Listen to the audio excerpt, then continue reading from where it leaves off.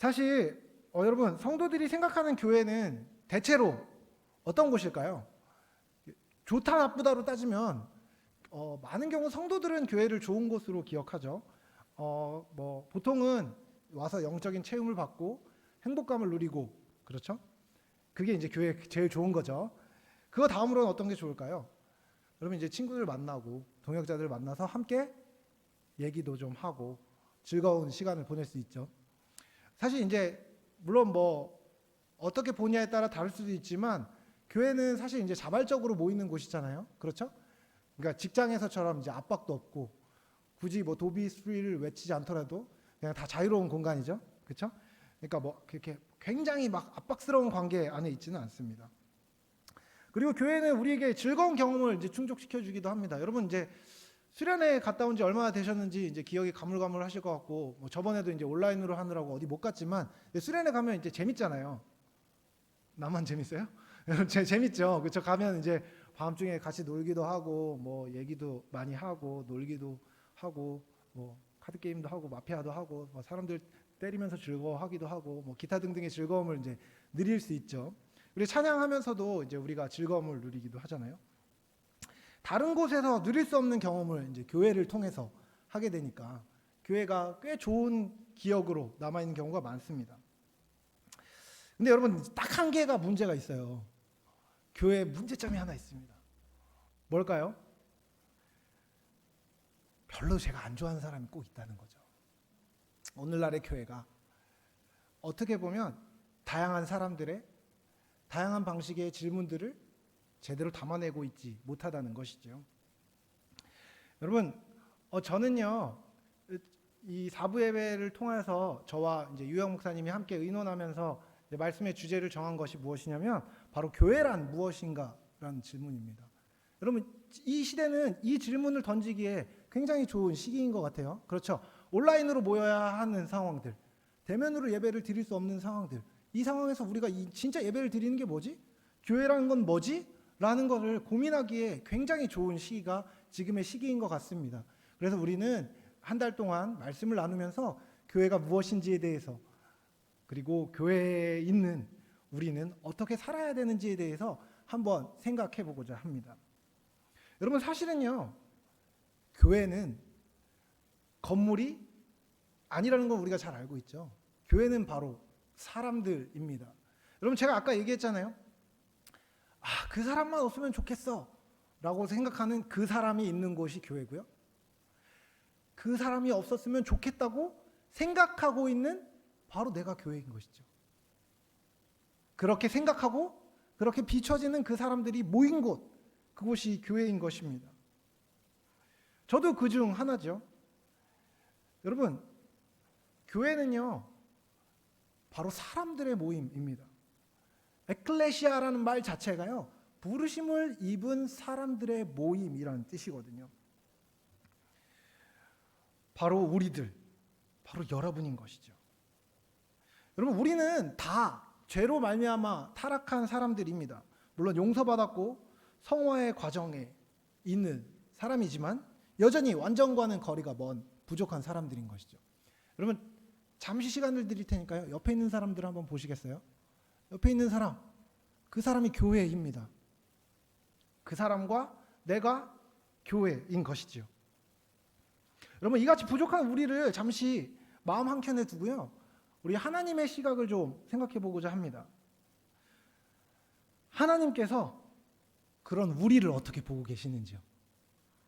그런 교회를 원래 어떤 계획으로 만드셨는지, 어떻게 보고 계신지, 그리고 그분이 계획하신 교회의 목적이 무엇인지, 그리고 그 목적을 교회인 내가 옆에 있는 사람과 함께 어떻게 성취해야 되는지에 대해서 함께 이야기해 보고자 합니다.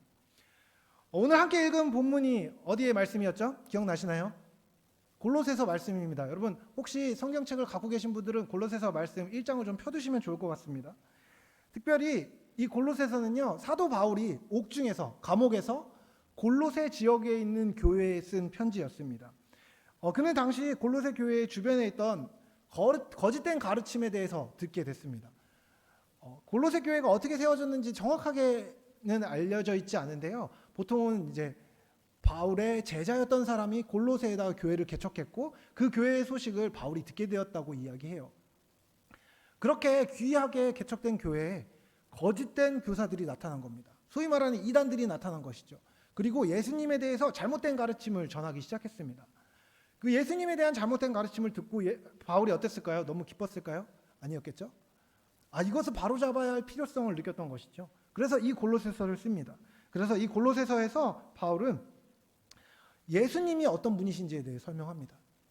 예수님이 정말 어떤 분이신지, 예수님이 어떻게 하나님이 되시는지, 그리고 그 하나님이신 예수님께서 교회와 어떤 관계를 맺고 계시는지에 대해서 설명한 책이 바로 이 골로새서인 것입니다. 특별히 오늘 본문은요, 예수님께서 하신 일, 그리고 그분께서 하신 그 일이 무엇을 성취했는지에 대해서 이야기합니다. 그리고 그것을 통해서 우리가 어떻게 성도가 되었고 그 성도가 교회와 어떤 관계를 맺는지를 이야기하고 있는 것입니다. 교회의 본질적인 구성원인 성도, 바로 여러분 한 사람 한 사람의 정체성과 그리스도의 관계, 그리고 그 관계가 만들어내는 역동을 설명하고 있는 것이죠. 그래서 오늘 읽은 본문은요, 예수님이 성도를 구원하셨다는 것의 의미를 우리에게 알려줍니다. 사도 바울이 13절에서 이렇게 이야기합니다. 그가 우리를 흑암의 권세에서 건져내사 그의 사랑의 아들의 나라로 옮기셨으니, 여기서 얘기하는 그는요, 하나님 아버지를 이야기합니다. 하나님 아버지께서 우리를 흑암의 권세에서 건져내셔서 그의 사랑의 아들의 나라로 옮기셨다는 것입니다. 하나님은 이 일을 그 아들 안에서 행하셨습니다. 즉 예수님 안에서 이 일이 이루어졌다는 것이죠. 여러분, 다시 말하면 이겁니다. 그리스도인은 예수님을 통해서 흑암의 권세에서 들어 올려져서 사랑의 아들의 나라로 옮겨진 사람이라는 것입니다. 소속이 변화된 사람이라는 것이죠. 여러분, 그렇다면 우리가 옛날에는 흑암의 권세 아래에 있었다는 얘기잖아요. 그렇죠? 논리적으로. 그렇다면 여기서 얘기하는 흑암은 뭘까요? 여러분, 흑암은 뭘 뜻할까요? 흑암의 단어적, 사전적 의미는 뭘까요? 어둡다는 얘기죠. 그렇죠? 다시 말하면 우리가 어떤 종류의 어둠 가운데 있었다는 얘기입니다. 여러분, 이제 죄로 인해서 인간이 타락했다라고 이야기하면 이것은 하나님과의 온전한 관계가 끊어졌다는 것을 이야기하는 것입니다. 이제 이렇게 얘기하면 굉장히 이제 형이상학적이고 이제 추상적이고 뭐 끊어졌나 보다 뭐 이렇게 생각할 수 있는데요. 사실은요, 하나님과의 관계가 단절된 것으로 말미암아서 굉장히 구체적인 결과가 나타났습니다. 그것이 바로 우리가 흑암 가운데 빠졌다는 이야기입니다. 어두움 가운데 빠졌다는 것이죠. 여러분, 어두컴컴한 방에 있으면 특징이 뭐죠? 앞이 안 보인다는 것이죠. 흑암 가운데 있다는 건요, 뭔가 문제가 있다는 겁니다. 앞이 보이지 않는 상태가 됐다는 것이죠. 어떤 의미에서 앞이 보이지 않는다는 것이냐? 바로 우리의 생각이, 우리의 윤리적인 상태가 어둠 가운데 있었다는 이야기입니다. 우리의 생각이 어두워졌다는 건 뭘 의미하냐면요, 우리가 모르는 상태에 있게 된다는 것이죠. 그럼 깜깜이라는 얘기 가끔 하죠. 정말 완전 깜깜이처럼 뭐가 옳은지, 뭐가 그른지, 진리에 대해서 정보 자체가 없는 상태, 그것이 죄된 우리의 상태라는 것입니다. 하나님을 알지 못하면요, 여러분, 무엇이 옳은지, 무엇이 그른지를 판단할 근거도 없고 판단할 기준도 없는 것입니다. 이런 상태에서는요, 욕심을 따라 사는 게 아무 문제가 없게 되는 것이죠. 여러분, GD가 말했습니다. Why so serious? 이것도 안 돼요? Why so serious? 여러분, 이게 뭔 뜻이죠? 뭐 그렇게 심각해? 가볍게 살아. 이런 얘기죠. 가볍게 인생에 대해서 진지하게 생각하고 영혼을 바라보며 가치와 의미를 생각하기보다는, 진중하게 행동하기보다는 자신의 욕심을 따르면서 그것이 솔직하다고 포장되는 시대가 지금 우리가 살고 있는 시대죠. 그렇죠? 뭐 그렇게 심각해? 그냥 즐겨. 캐세라 세라. 아닙니까? 여러분, 그것도 벌써 이제 10년 전 카피가 됐네요. 현대카드 10년 전에 이런 광고가 있었습니다. 아버지는 말하셨지. 인생을 즐겨라. 인생을 즐기라는 거예요. 그냥 살라는 겁니다. 그냥 잡히는 게 있으면 그냥 쓰고 미래를 생각할 필요 없어. 그냥 살아. 지금을 즐겨. 지금에 충실한 것과 앞으로를 생각하지 않은 것은 다른 일인데,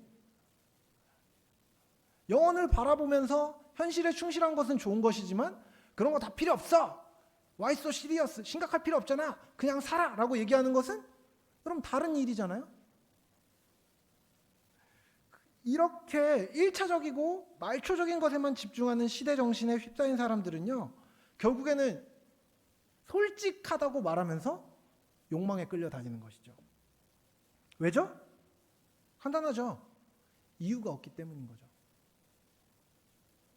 자기 마음대로 하지 말아야 할 이유가 없는 겁니다. 자기 욕심대로 하지 말아야 될 이유가 없는 겁니다. 왜냐하면 자기의 삶의 기준이 자기에게 있기 때문이죠. 하나님을 알지 못하기 때문입니다. 하나님이 누구신지, 인간이 왜 사는지에 대해서 제대로 알고 있지 못하다고 한다면 그런 삶을 사는 게 너무 당연한 것이죠. 그렇기 때문에 이렇게 사상적인 어둠 가운데 있는 사람들, 사상적인 흑암 가운데 있는 사람들은요, 금세 타 죽을지 모르는 불 속으로 정말 달려가는 불나방처럼 육체의 연락을 쫓아서 죄 속으로 뛰어들게 됩니다. 그것으로 인해 고통을 겪고도 그 고통을 잊어보고자 다시 그 일을 반복하는 것이죠. 이것과 유사한 것이 무엇이냐면 바로 윤리적인 어둠의 상태입니다. 이것은 또 진리가 없는 또 다른 결과입니다. 우리 안에 생기는 도덕적인 무감각과 부패를 의미합니다. 빛을, 올바름을 모르거나 미워하거나 질투하거나 어려워하는 인간의 모습을 말하는 겁니다. 이 어둠 가운데 있는 사람들은 보통 두 가지 유형으로 나뉘는데, 한 가지는 뭐가 옳고 뭐가 그른지를 일단 구별 못하는 것이고, 또 다른 한 가지는 도덕적 감각 자체가 사라져서 아예 분별을 못하는 겁니다. 죄를 저질러도 그게 죄인지 모르고 그냥 계속 하는 거죠. 죄책감이라는 감각 자체가 없어지는 것입니다. 또 다른 부류는요, 아예 그 진리를, 선을, 옳다고 얘기하는 것을 미워합니다. 이것이 옳다라고 얘기하면 그 오름에 비치는 자신의 모습이 부끄럽기 때문에, 혹은 자신의 모습을 부정당하는 것 같은 느낌이 들기 때문에 그 진리를 미워하는 것이죠. 어디서 뭐가 옳다고 이야기하는 겁니다. 여러분, 예수님이 오셨을 때, 예수님이 진리이신 예수님이 오셨을 때 그들을 밀어냈던 바리새인들의 모습들이 그렇습니다. 바리새인들은 자기 소견에 옳은 대로 자기가 생각하는 옳음을 행하면서 살았죠. 하지만 하나님이신 예수님께서 오셔서 그들에게 참된 진리를 말하니까, 너희들이 십자가를 지고 나를 따르라, 참된 가치를 따라 살아라, 사랑하며 살아라, 너의 권리를 내려놓고 살아라, 예수님께서 가르치기 시작하시자 그들은 예수님을 미워했던 것이죠. 예수님을 밀어냈던 것이죠. 그런 삶을 살기를 기뻐하지 않았던 것입니다.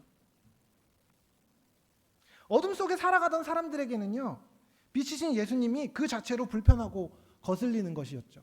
여러분, 이거하고 비슷한 경험이 있는 사람들이 가끔 있을 겁니다. 여러분, 범생이라는 말을 여러분 자주 쓰시죠, 그죠? 범생이는 뭐죠? 원래 범생이의 원어는 뭐죠? 모범생입니다. 여러분, 모범생은 좋은 거예요, 나쁜 거예요? 원래 말이죠. 원래 모범생은 좋은 거예요.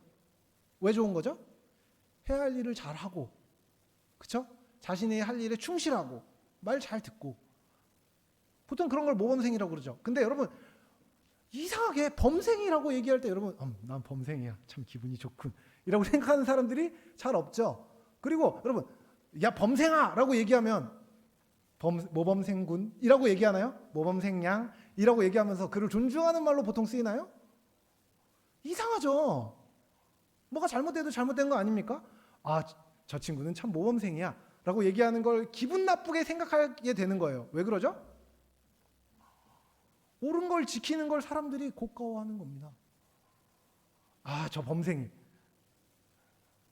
공부만 해. 어떻게 공부만 하고 살아? 학생 때 공부하는 게 나쁜 건 아니잖아요. 그렇죠? 걔가 공부만 하는지도 모르잖아요.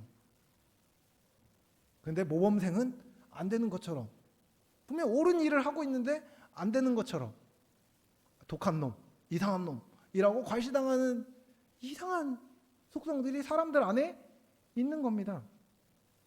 이런 것이 어떤 윤리적 어둠의 한 부분이라고 이야기할 수 있겠죠. 여러분, 구원받기 전에 우리는요 모두 이 두 가지의 어둠의 권세 아래 살던 사람들이었다는 것이죠. 그럼 우리를 하나님이 예수님을 통해서 흑암의 권세에서 사랑의 아들의 나라로 보내주신 것입니다. 물론 신자들에게도 여전히 흑암은 영향을 미칩니다. 하지만 신자가 예수님께 나아가 하나님의 은혜 아래 살고 있을 때는요 죄의 권세가 그를 지배하지 못하는 것입니다. 그는 죄사함을 받음으로 형벌과 비참으로부터 회복되어 상태가 변화된 사람이기 때문입니다. 이런 소속의 변화는요 예수님을 통해서, 특별히 예수님께서 속량하신 것을 통해서 가능했습니다. 오늘 본문에서 속량으로 번역된 단어는요 성경의 다른 곳에서는 구속이라고도 번역이 됩니다. 구속 많이 들어보셨죠? 이것은 원래 노예가 된 사람을 값을 치르고 다시 원래의 지위로 회복시킨다는 뜻입니다. 여러분, 우리가 속량을 얻었다는 것, 우리가 구속되었다는 것은요 이전에는 노예 상태에 있었다는 것을 의미하는 것입니다. 그럴 필요가 있는 상태였다는 것이죠. 우리는 구원받기 전에 원래 누려야 하는 의무와 권리를 박탈당한 상태였다는 것입니다. 다시 말하면 이거죠. 여러분, 구원받기 전에는 타락한 상태에 있었어요. 여러분, 타락한 상태에 있다는 거는 뭘 얘기하는 거죠? 원래 타락하기 전도 있었다는 거예요. 그렇죠? 타락하기 전에 원래 하나님께서 인간에게 원래 디자인하신 것들이 있었는데 타락으로 인해 깨졌습니다. 근데 이 깨진 것을 주님이 다시 회복시키셨다는 것이죠. 이것이 구속의 의미입니다. 여러분, 그렇다면 앞으로 다시 가서 지금 우리가 회복됐다는 건요 타락하기 전에 원래 우리에게 뭔가가 있었다는 거예요. 원래 그때는 누릴 수 있었던 뭔가가 있었는데 그걸 지금 우리가 다시 누리게 됐다는 얘기잖아요. 그렇죠? 여러분, 그때 하나님이 뭘 원하셨던 것일까요? 하나님이 인간을 왜 창조하셨을까요? 교회에서 흔히 알고 있는 답은 무엇이냐면 우리는 하나님의 영광을 위해서 창조되었습니다 라는 말을 많이 합니다. 그렇다면 하나님의 영광을 위한다는 것은 뭘까요? 이걸 좀 생각할 필요가 있습니다. 여러분, 우리가 하나님의 영광을 위해 산다는 것은 무엇입니까? 연예인들이 상을 받고 나면 주님께 영광 돌립니다 라고 얘기하면 그게 하나님께 영광이 되는 것입니까? 여러분, 우리가 하나님을 위해서 무엇을 하고 무엇을 일해서 그분께 봉사하는 것이 하나님께 영광을 돌리는 것입니까? 여러분, 본질은 그것이 아닙니다. 오히려 하나님을 알고 하나님께서 행하시는 그 사랑의 관계 안에 들어가서 원래 그 사랑의 관계 안에서 풍성한 기쁨을 누리는 것이 원래 인간에게 있었던 권리였다는 것이죠. 그것이 왜 좋은 것이냐면요 하나님이 선한 분이시기 때문입니다. 그것이 왜 좋은 것이었냐면요 하나님이 전능한 분이시기 때문입니다. 그것이 왜 좋은 것이었냐면요 하나님이 영원한 분이시기 때문입니다. 하나님이 주시는 기쁨은요 일시적인 것이 아니라 영원한 것이었고, 하나님이 주시는 것은 어떤 감질만 나는 기쁨이 아니라 충만하게 주시는 기쁨이었다는 것입니다. 근데 그 기쁨이 깨어졌는데, 그 무한한 사랑이, 약속되고 누려져야 되는 그 무한한 사랑이 깨어졌는데, 죄로 말미암아 그 모든 것이 망쳐졌는데 그것을 예수님이 회복하셨다는 것입니다. 그리스도께서 이것을 해결하기 원하셨고, 그분은 사람들이 원래 창조의 영광을 다시 누림으로 하나님을 알고 기뻐하고 즐거워하고 그분을 닮아가고 그분의 사랑의 성품을 반영하게 하기를 원하셨습니다. 그래서 예수님께서 생명을 값으로 주고 인간이 원래 죄로 말미암아 치렀어야 됐을 대가, 죽음을 대가로 치르시고 우리의 상실된 지위를, 사랑의 아들의 나라의 백성의 권리를, 하나님의 자녀된 권리를, 하나님과 교제하는 권리를, 하나님의 뜻을 행하는 권리를, 하나님의 은혜를 누리는 권리를 회복시키신 것이죠. 그래서 회복되었습니다. 그렇게 회복된 사람들이 바로 여러분이라는 것입니다. 그 사람들이 교회인 것이죠. 어떻게 그러실 수 있었냐? 예수님이 애초에 창조자이셨기 때문입니다. 여러분, 우리가 예수님을 생각할 때 잘못 생각하는 게 뭐냐면 예수님 그냥 십자가에 달려서 땡 죽고 피 내고 끝낸 사람, 아니, 그게 아니라 예수님은 애초에 창조의 하나님이셨습니다. 그렇기 때문에 그 질서를 회복시키실 줄 알고 계셨고 그것을 치를 만한 가치를 지니고 계셨고 그 하나님께서 다시 한번 우리를 회복시키시기 원하셨고 그 회복시키는 것을 통하여서 우리가 그것들을 누리기 원하셨던 것입니다. 애초에 창조의 창작자이셨던 예수님께서는 십자가의 사역을 통하여서 인류와 만물을 회복하기 원하셨다는 것입니다. 여러분, 하나님이 한 사람 한 사람을, 우리 한 사람 한 사람을 구원하신 이유는요, 그 깨어진 것들을 모두 회복하기 원하신 것입니다. 다시 말하면 이것이죠. 죄인인 한 사람을 통하여서 하나님과의 관계가 단절되었습니다. 이것은 단순히 사람과 하나님과의 관계가 단절된 것이 아니라 만물과 하나님의 관계가 단절되었던 것이죠. 창조를 매개로 모든 만물과 예수님은 관계하셨습니다. 근데 그것이 깨어졌죠. 그 깨어진 것을 예수님은 이제 십자가를 매개로 다시 관계하기 원하셨습니다. 청지기로서 세상을 바르게 섬기고 통치할 인간이 타락함으로 말미암아 세상 만물의 질서가 흐트러졌는데 십자가를 매개로 하나님이, 예수님이 세상과 다시 관계하기 위해서 주님께서 친히 세우신 것이 바로 교회인 것입니다. 예수님께서 십자가에서 죄와 사망의 권세를 이기셔서 회복하신 것은요, 사람과 하나님과의 관계만이 아니라 만물의 회복의 시작인 것입니다.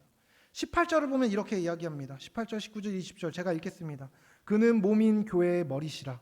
그가 근본이시요 죽은 자들 가운데서 먼저 나신 이시니 이는 친히 만물의 으뜸이 되려 하심이요 아버지께서는 모든 충만으로 예수 안에 거하게 하시고 그의 십자가의 피로 화평을 이루사 만물 곧 땅에 있는 것들이나 하늘에 있는 것들이 그로 말미암아 자기와 화목하게 되기를 기뻐하심이라. 아멘. 원래 창조의 머리셨던 예수님은요, 다시 우주 만물을 새롭게 회복하는 주체인 교회의 머리가 되셨습니다. 그분은 교회를 통해서 성도들이 하나님의 은혜를 누리고 하나님의 뜻에 합한 삶을 살게 하시고 더 나아가서 더 많은 자를 구속해서 교회에 접붙이기를 원하십니다. 그리고 그들이 서 있는 모든 자리에서 세상의 모든 자리를 다시 하나님의 법으로 구속하기 원하십니다. 교회는, 그리고 교회인 여러분은 하나님의 사랑과 통치가 확장되는 주체이자 토대이고 하나님의 사랑과 은혜가 부어지는 가장 핵심적인 자리인 것입니다. 멀리 돌아서 이제 이 자리까지 왔습니다. 그렇다면 여러분, 교회의 사명은 무엇일까요? 교회인 여러분의 사명은 무엇입니까? 세상을 창조하시고 죄로 말미암아 타락하고 죽게 된 인간을 예수께서 자기 자신을 통해 구속하셔서 회복하셔서 교회를 이루게 하신 하나님의 진짜 이유는 무엇입니까? 바로 교회인 우리를 통해서 다시 세상이 하나님 앞에 회복되는 것입니다. 인간과 우주 만물이 하나님이 원래 계획하셔서 하나님의 영광과 성품을 가장 아름답게 나타낼 수 있는 질서로 돌아오게 하는 것, 하나님의 진리의 토대가 우리가 만나게 되는 모든 곳에 닦여지고 그 위에 하나님의 성품이 드러나는 것, 그것이 교회를 세우신 진짜 목적입니다. 여러분, 교회는요, 부름을 받은 모든 성도입니다. 바로 여러분 한 사람 한 사람이 교회라고 계속해서 말씀드렸습니다. 우리는 그리스도를 믿어서 죄 사함을 얻고 새 생명을 얻어서 하나님의 뜻에 합한 삶을 사는 자리로 부름을 받았습니다. 하나님의 뜻대로 살면서 나와 나의 이웃, 나와 맞닿아 있는 삶의 모든 면에서 하나님의 통치가 임하도록 이 땅을 구속하며 회복하며 사는 것이 교회인 우리의 사명인 것입니다. 단순히 나 혼자만 잘 먹고 잘 살고 그냥 다른 사람보다 조금 죄 조금만 짓고 착하게 사는 것, 간신히 천국에 가는 삶, 그런 삶으로 하나님이 우리를 부르지 않으셨습니다. 그것은 구원의 아주 중요한 부분이지만 아주 작은 한 부분에 불과합니다. 복음으로 말미암은 구원은요, 그보다 더 큰 계획 안에 있는 것입니다. 여러분, 우리가 예배하는 이유는요, 예배를 통해 하나님을 기뻐하고 그분의 성품을 실질적으로 누리기 위함입니다. 성찬을 나누는 것도 그 가운데 예수님께서 하신 일을 기억하고 경험하고 그분을 기념하고 그 은혜를 함께 기뻐하는 것입니다. 서로 돌아보는 것 역시 하나님의 사랑의 교제를, 그 풍성함을 확장시키는 것입니다. 세상에서 우리가 있는 자리에서 우리가 마주하게 되는 모든 영역에서 하나님의 거룩하심과 사랑의 성품이 드러나도록 노예된 세상의 법칙을 그리스도의 법으로 구속하여 회복시켜서 다시 살아나게 하는 것, 그것이 교회인 우리의 사명입니다. 그렇기 때문에 우리의 시간 사용은 달라야 됩니다. 그리스도인은 시간을 구속합니다. 자기중심적으로 향방 없이 책임 없이 사용되는 시간들을 우리는 회복해야 하는 것입니다. 하나님이 시간을 허투루 사용하도록 우리에게 주지 않으셨습니다. 하나님은 시간 안에 신실하셨습니다. 그래서 우리도 시간 안에 신실하게 하나님의 신실하신 성품을 우리의 시간 사용을 통해서 드러내야 합니다. 하나님 앞에서 시간을 바라보며 사용하는 것입니다. 책임 있게 말이죠. 휴식을 하더라도 책임 있게, 쉬더라도 책임 있게, 일을 할 때에도 책임 있게, 헌신을 할 때에도 책임 있게 시간을 사용하는 것입니다. 또한 그리스도인은 관계를 또한 구속해야 합니다. 여러분, 옆에 있는 분들과의 여러분의 관계가 온전하지 않다면, 피상적이라면, 특별히 교회 안에서의 여러분의 관계가 여러분이 생각하고 원하는 관계가 아니라면 그 회복을 위해서 우리가 헌신해야 되는 거죠. 아, 교회 안에 사람들이 관계를 왜 이렇게 하는지 모르겠어 라고 말하는 것이 아니라 우리가 그 관계 안으로 들어가야 하는 것이죠. 여러분, 하나님이 원하시는 관계는 무엇입니까? 여러분 알지 않으십니까? 사랑하는 것입니다. 옆에 있는 사람을 사랑하는 것입니다. 도무지 마음에 들지 않는 사람에게도 자기의 삶을 내어주는 것입니다. 그렇게 다른 사람이 하기를 기다리는 게 아니라 내가 거기에 가서 그 관계를 함으로 말미암아 회복시키는 것, 그 구속을 하나님이 원하시는 것입니다. 우리의 재정 사용도 구속되어야 하는 영역인 것이죠. 다른 사람과 달라야 되는 겁니다. 회복되어야 하는 영역인 것입니다. 여러분의 재정 사용을 잘 돌아보십시오. 여러분의 재정이 어디로 사용되고 있습니까? 자기중심적으로, 자기만족적으로만 사용되고 있지는 않습니까? 다 딴 사람 주란 얘기가 아닙니다. 여러분, 하나님의 사랑을 드러내는 방식으로 재정을 사용하고 계십니까? 하나님의 거룩한 질서대로 여러분 재정을 사용하고 계십니까? 재정을 하나님 앞에 올바로 쓰는 것, 그것이 재정을 구속하는 것입니다. 그리스도인은 또한 각자의 업을 구속합니다. 학생의 업은 무엇이죠? 여러분, 학생의 자리로 여러분이 선택해서 갔다면 공부하는 게, 최선을 다해서 공부하는 게 하나님과 사람 앞에 부끄럽지 않은 모습인 것입니다. 월급 루팡하지 않는 게 직장인으로서 하나님 앞에 시간을, 재정을 제대로 사용하는, 당신의 업을 제대로 사용하는, 제대로 구속하는 방법인 것입니다. 부모로서의 책임을 방기하지 않는 것, 부모로서의 책임을 방기하지 않은 것, 그것도 그리스도인다운 삶의 구속인 것이죠. 삶의 회복인 것이죠.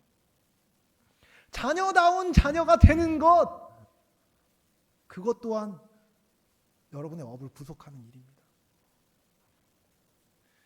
세상의 흑암의 권세의 법이 아니라 질서와 사랑이 있는 아들의 나라의 법이 여러분의 삶의 모든 영역에, 그리고 여러분의 삶이 다른 사람의 삶과 맞닿는 그 모든 면에서 보여져야 하는 것입니다. 그것이 교회의 역할인 것이죠. 교회인 여러분의 삶의 모습이어야 하는 것입니다. 여러분, 우리의 구속은요, 이렇게 우주와 만물의 구속과 연결됩니다. 이 위대한 의미가 꼭 거창하고 대단한 행동을 필요로 하는 것은 아닙니다. 평범한 삶 안에서의 견실한 삶이 더욱더 필요한 것이죠. 커다란 사명을 바라보고 그 사명을 이루는 공동체의 일원이자 주체로서 평범한 일상에서 하나님을 경외하고 하나님을 사랑하고 그 사랑으로 이웃을 섬기며 사는 것, 평범해도 견실한 삶을 살아내는 것, 그것이 하나님의 뜻을 이루며 인간과 온 세계 만물을 구속하는 사명을 지닌 그리스도인으로서의 삶의 시작, 교회로서의 삶의 시작인 것입니다. 대단한 일은요, 대단한 일을 하기 위해 애쓰는 사람이 이루는 것이 아닙니다. 커다란 사명 안에서 지금 해야 할 그 일을 하는 데서 시작되는 것입니다. 여러분, 말씀을 마무리하려고 합니다. 주의 교회로 구속받은 자로 이 땅에서 우리의 삶을 사십시다. 먼저 여러분 자신을 좀 돌아보고 알면 좋을 것 같습니다. 그리고 그 삶을 살게 하시는 하나님께 우리의 머리이신 예수님을 생각하며 사십시다.